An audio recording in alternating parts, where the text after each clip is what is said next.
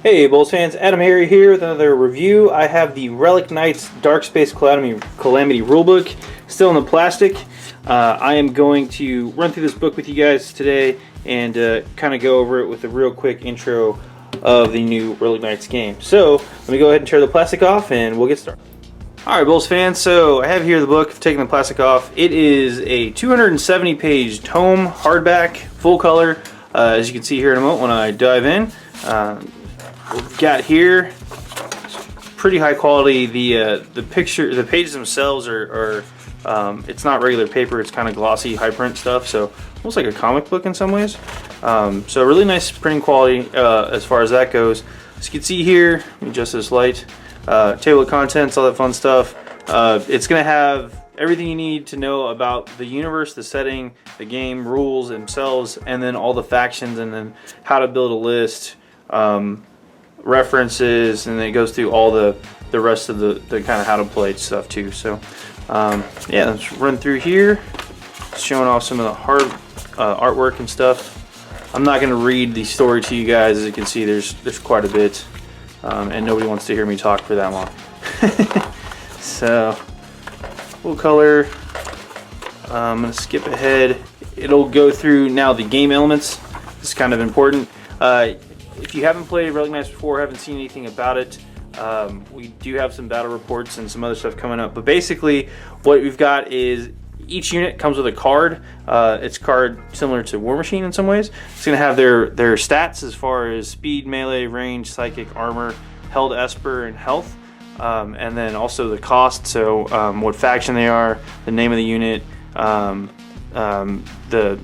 kind of the color that corresponds with. So in this case it's blue, which I think is law. Don't quote me on that, but I'm pretty sure it's law. Each color corresponds to a different like element type thing. So anyway, it also has the base size and the size of the model. Goes through there, and then for the knights, the actual kind of like casters or whatever, the big bosses of the warband. They're going to have the big blow-up cards, and they're going to actually have their stats and stuff with their special abilities. But each unit also comes with a reference card, which has all their attacks and special abilities on them, as separate from their stat card. So that's kind of nice. So Esper Deck, everybody mentioned this Esper Deck here. Everybody has the same Esper Deck, which is a fixed thing. Watch the demo if you don't know what I'm talking about. That's coming up later too. But we will have a demo, and it kind of runs through all this stuff. But yeah, the book's got everything. There's the play area. That's what it would look like as well. Goes over movement here, all the different types. One of the things about this game is terrain and models have a fixed volume. So you have a size 1 barrier. It's going to look like that. Size 2 barrier. It blocks size 2 models, but not size 3 models, and etc. Moving on from there. Same deal with kind of movement in this game. It's kind of abstract. Everything's volume based, similar to War Machine, but it talks about how, you know, a size 2 model is this dimension, a size 1 model is this dimension, etc., etc. So, and then how to draw line of sight. It's kind of important. These are the different colors. Yeah, I was right. Haha. Blue is law, green is creation, yellow is essence, orange is chaos, red is entropy, and purple is corruption. And then it goes over the different stuff. These are the factions and their corresponding colors as well. And it just goes over some of the key terms there about the 2 different cards and stuff like that. So game setup, goes over game size. This is a cool thing about this game. One of the things I like is it actually scales up in size too. So an encounter is 35 points, which is typically like a starting box. You'll have 1 knight, and you only use 2 ready queue slots, which the ready queue is over here. This is the ready queue, this area here. So if you're playing a 35-point game, you're only going to have 2 cards in the ready slot instead of 3, and then your active slot. So which is a little different. But anyway, you go to 8 victory points, 50-point skirmishes. You have 1 knight, 3 ready queue slots, and the recommended table size again 3x3, 8 victory points. A clash, 70 points, 1 to 2 knights, 4 ready queue slots, and 12 victory points. And then a full-on battle is 100 points, 1 to 2 knights, 5 ready queue slots, and they recommend a 4x4 table for that, as well as clashes 4x4 as well. and go to 12 victory points. So yeah, this is list building. Choose a leader, and they get a cipher with them, stuff like that. Minion squads, goes over all that fun stuff.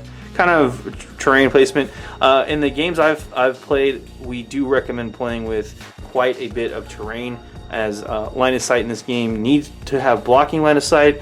Otherwise, people with guns just shoot all the way across the board, and it's bad times for the guy getting shot. So, all right, so here we have just the deployment, and that goes over, you know, actually how to deploy, and also how to do the hero and villain. So that's also a little bit different than a regular deployment. The villain can choose to deploy first.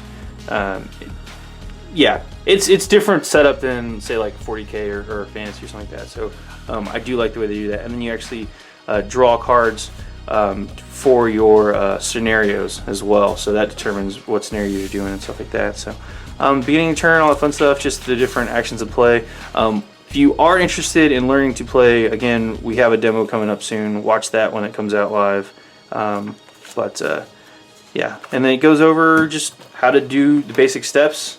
Determine a target, pay for the action, draw extra cards, and then activate presses and stuff like that. Active unit declares the presses, attacker prevention, resolve hit effects, damage prevention, apply damage. So yeah, all this stuff goes through.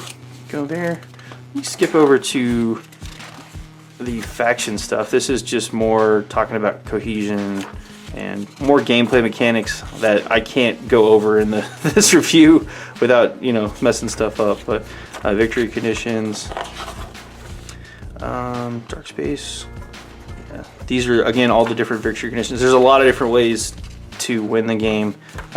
Ideally, you want the victory points and different ways to score those. But the book itself is really pretty, really high quality stuff. Again, glossy pages. This is where we start getting into the different factions. This is the first faction, which is Doctrine.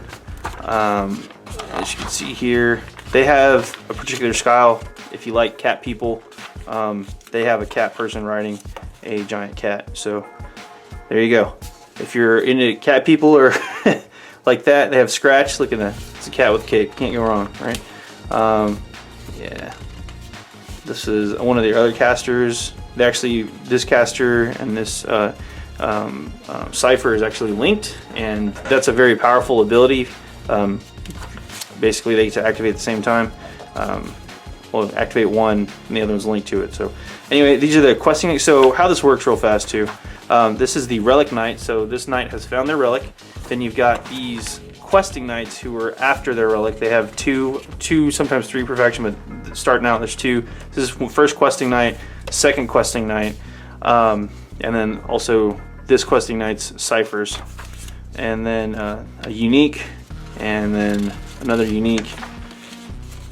And then the different uniques are obviously different for each faction, so a different number. Go about squads, another giant minion. Most factions are also going to get a big model as well, like a not Relic Knight model, but a big one. I have the black diamond one; it's pretty sweet.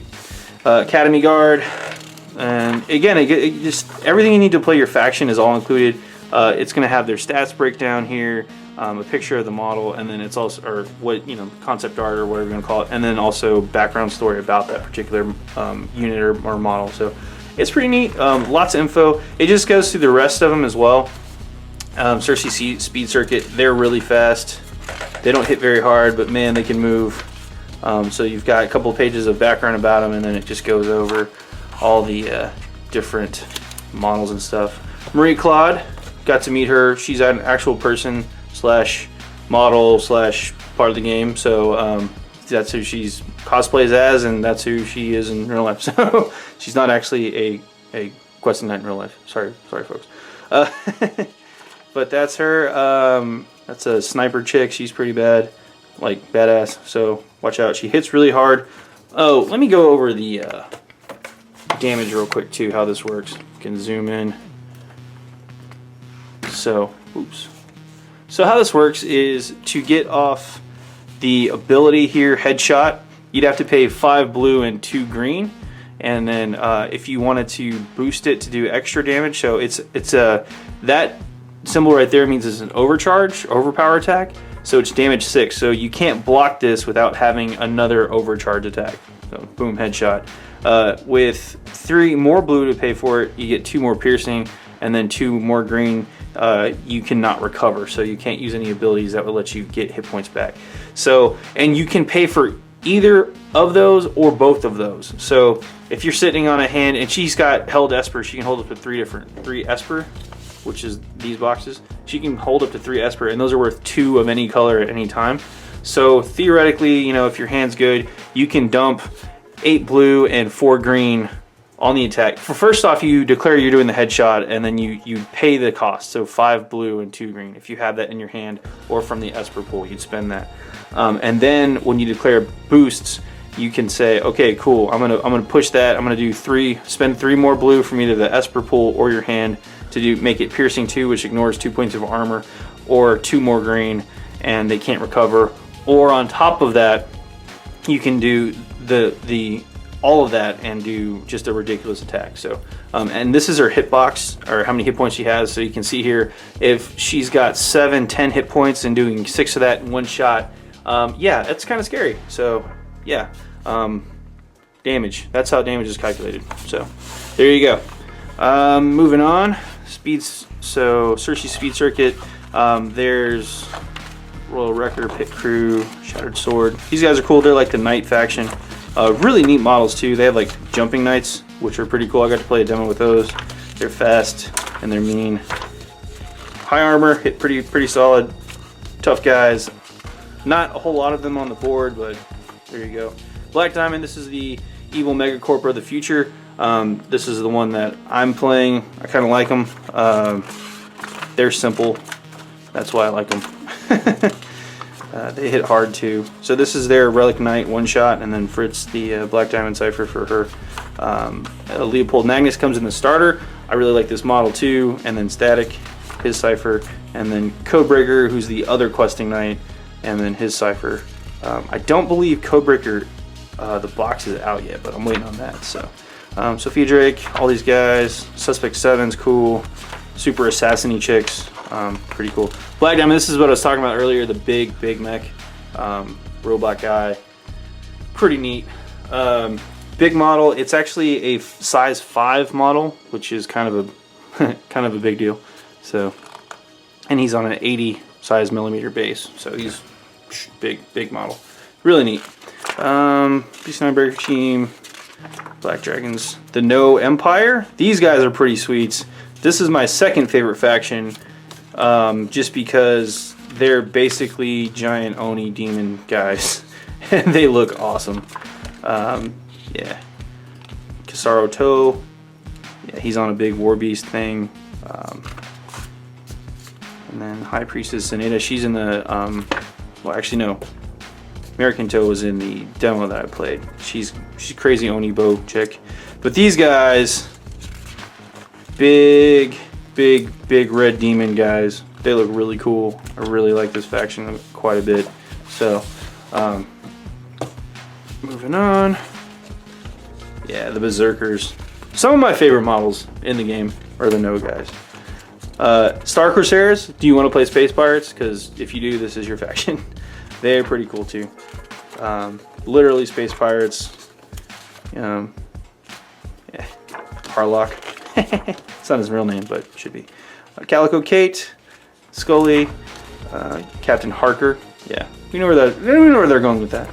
He's cool. Golden Vance, Squall, Iron Chef. This guy's Iron Chief, Chef. Yeah, I can read. He's a cool unique. He's got crazy knives and a big frying pan, so I like that model too. Yep, this is one of the No guys who actually works for them. He's a big red demon, but he's hangs out there. Moffat. This thing is the Broadside. It's a big cannon, and it's awesome. Rust Bucket, also one of the big models. Blowhards. Skip ahead. All right, so we've got prismatics as well. These people use multiple colors, and they're kind of like mercenaries that can go join factions. There's Candy and Cola, and then there's actually Void uniques as well. Again, like mercenaries, they use different colors And that's it. This is more background info about the Calamity, and that was the factions. Skip ahead to the model section. So again, fully painted gallery stuff. All these models are really neat. I got to see a lot of them live in person. I'll put some pictures up as well through here, but really awesome stuff. Can't wait for this model to come out. It's pretty sweet. So, and that's pretty much it for this review. They do have a quick painting guide, good tips in there, and then reference section, all the different traits, all the different keywords, order operations. So yeah, that's pretty much it for this. Again, it's 272 pages roughly, full color, high quality, worth the money. If you're interested in Relic Knights, this is a great starting point. You don't actually need this book though, to be perfectly honest. You can buy a starter box and there is a mini rulebook in each starter. So there you go. But if you want to read up on it or read up about your opponent's stuff, this is a great buy. Again, hardback, good quality. I like it a lot. Anyway, that's my review. AdamHarry for BoLS. This is the Relic Knights Dark Space Calamity review. Hope you enjoyed it. If you like it, give us a like, subscribe down at the bottom, give us some comments, whatever you want to do. Down there, let us know what you think. Again, AdamHarry for BoLS signing off. Have a good one.